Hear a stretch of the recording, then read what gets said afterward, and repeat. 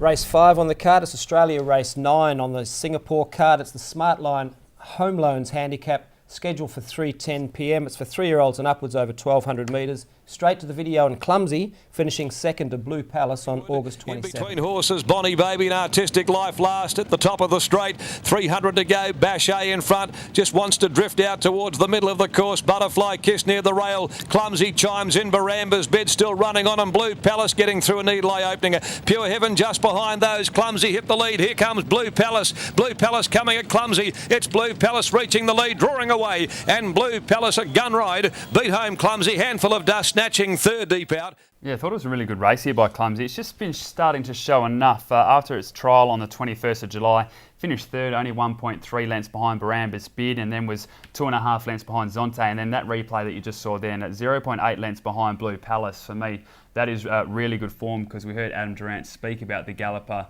after the race, and he says it could be one of the better ones he's had in a long time. So that second there, I think it's ready to improve. It does step up in weights again, and we'll have 55.5 with Chris Parnham on board, but has won on a slow track as well, and I think that form might just hold up. So I do have Clumsy on top. I'm going to go for a Neville 1-2 here. I've got Pure Heaven rated second as well. Again, 3 starts on a slow for a win and a second. From barrier 10, not ideal, but Shelby Botel on board. It'll run with 53.5. It's been cheeky 2 starts ago, only 1 length behind Zonte. So I've got those 2 on top. From number 4, Power Packed, Emma Stent, she's riding, so run with a 56, was only 1.8 lengths behind Popper Corker last start over the 1400, so drops back, will have fitness behind it. And number 15, going with the wild ones here, General Albert was an emergency 1 for Stephen Ryan, had barrier 14 there. If it runs and it is wet, and I did this when it was bucketing down outside again, but it hasn't rained so far today. Slow form, 5 starts, 2 wins and a second. So hoping that maybe it might be a bit soft and they get a run there, General Albert. So we'll wait to see if that does get a run, but numbers 11, 13, 4, 15, Clumsy on top. You mentioned Emma Stent. She's in some okay form. Yeah, riding well. And I also noticed in the Apprentices Cup last week, the Carbine Club Apprentices Cup, it was the 3, Lucy, Emma, and I think Jerry Noski for third. So the boys had better get a wriggle on. They do. The girls are bolting away at the moment. They certainly are. But Puntathon, Clumsy, number 11, racing well. Inside draw, a huge factor in this full field. Race 6 on the card is the Tab Touch home of racing and sports handicap, scheduled for 3:45. It's Australia Race 10 on the Singapore card. It's over 1,700 metres. And the videos, Shravan, when finishing second to the Big I Am at 50-1. On September 3. In the straight, 350 to go. Paramore races up, grabs the lead from Sandpipers. They head off Shravan, but it'll come again. And then 2 lengths behind them, the Big I Am, Great Odyssey, Chocolate Moon. Looked impossible at this stage of the race. Shravan on the inside, fighting with Sandpipers. They've regained the lead together from the Big I Am. Sandpipers and Shravan. Shravan fighting, lunging the Big I Am deep out. Little in it. Shravan or the Big I Am.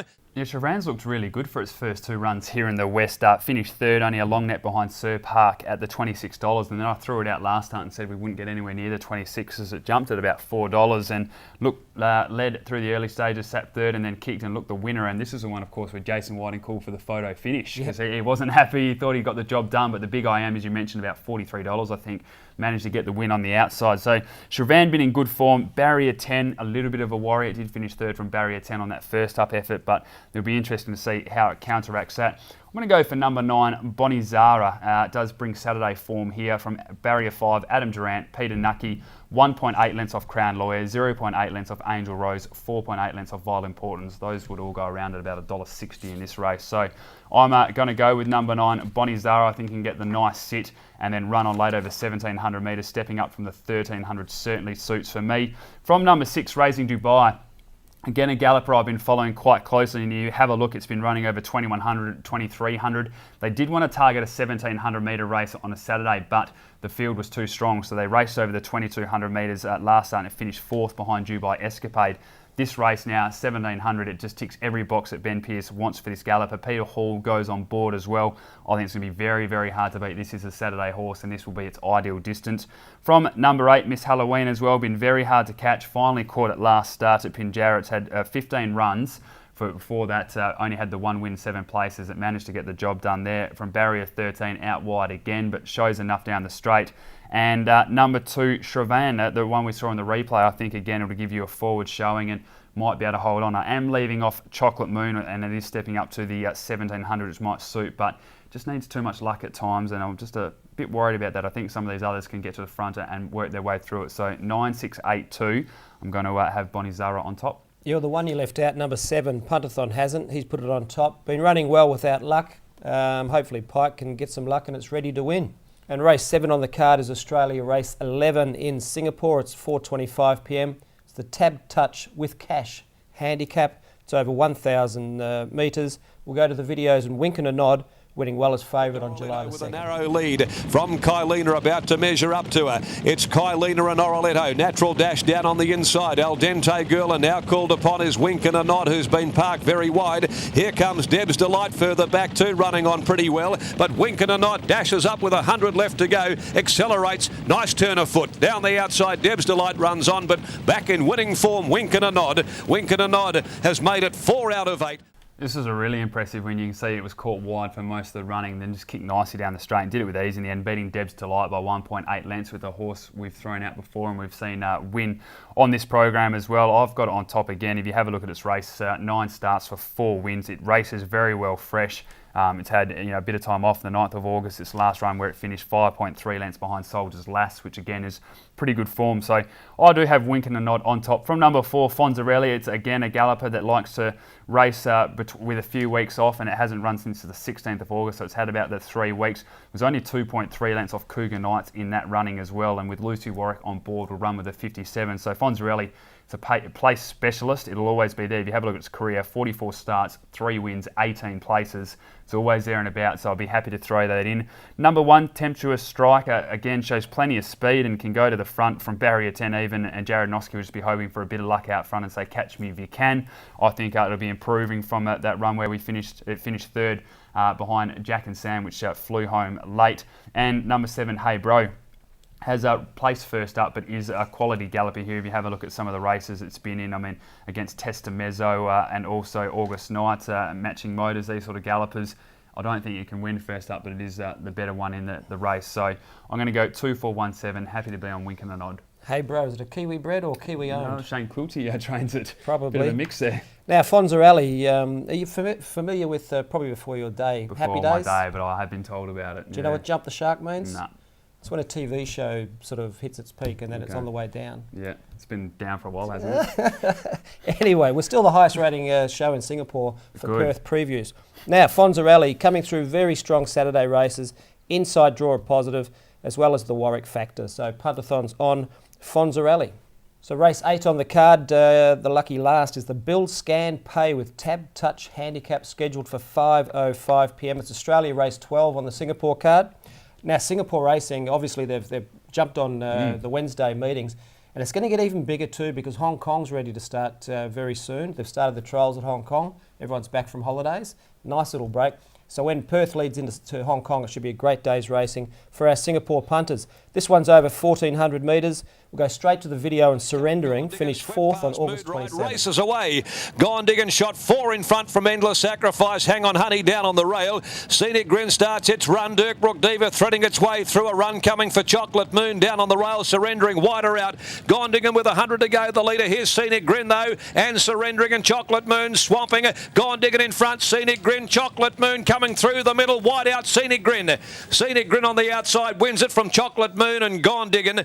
Yeah, Surrendering again there, you can see from that replay, flying home late, but again, just running out of time or just not having the luck that it needs. And it has won twice over 1,400. I thought it was a galloper that always needed around that 1650, but the 2 wins at 1,400, it's only 2 wins. It's now been 357 days since its last win, and this is a really good galloper. It surprises me, but as I said, it keeps just running out of time. It lost by a neck to Synoptic 4 starts ago. It was 1.5 lengths behind Little Kim, 2 lengths behind Scenic Grin, but despite saying all of that, I'm still going to have it on top. William Pike goes back on board. He hasn't ridden it for a while. Jerry Noski had been riding, and then Whiting, they've been swapping 5 runs ago since Pike rode it.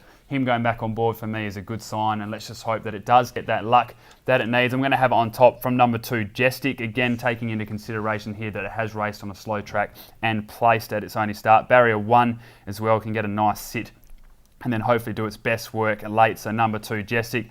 Then going down the bottom of the numbers again, number 13, Rock and Riff. It's a horse that I think a few people have been trying to catch for a while now. 21 starts for 0 wins, but it has had the 9 places, has really improved its last few runs. I was pretty happy with this run, 2 starts ago, 3 lengths behind, no smoking. And then last start only lost by a long net to Paddy's Flat, which is an impressive type. So I'm thinking Rock and Riff, the time might be about now. 2 starts on the slow track for 2 places as well. And then number 12, Hang On Honey. I like this horse a lot. It just manages to get in good position and flies home late with Renee Forrest on board.